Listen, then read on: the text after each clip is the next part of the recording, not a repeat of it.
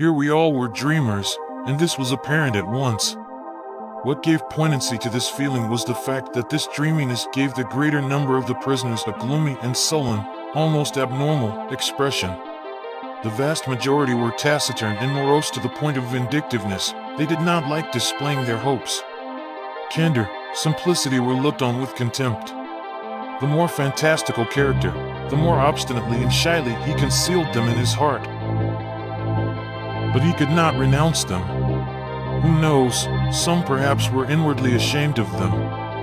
There is so much sober-mindedness and grasp of reality in the Russian character, and with it such inner mockery of self.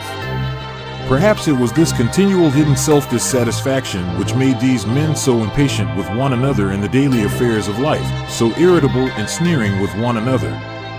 And if, for instance, some one of them rather simpler and more impatient than the rest were to make himself conspicuous by uttering aloud what was in the secret mind of all, and were to launch out into dreams and hopes, the others roughly put him down at once, suppressed him, and ridiculed him. But I fancy that the harshest of his assailants were just those who perhaps outstripped him in their own hopes and dreams.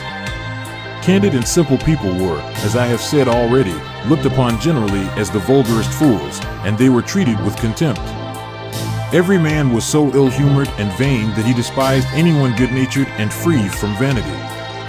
All but these naive and simple chatterers, all the taciturn, that is, may be sharply divided into the ill-natured and the good-natured, the sullen and seer.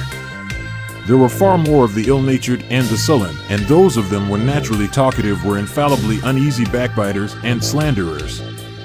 They meddled in everyone's affairs, though of their own hearts, their own private affairs, they showed no one a glimpse. That was not the thing, not correct. The good-natured, a very small group, were quiet, hid their imaginings in their hearts, and were of course more prone than the ill-natured to put faith and hope in them. By Fyodor M. Dostoevsky, from the House of the Dead.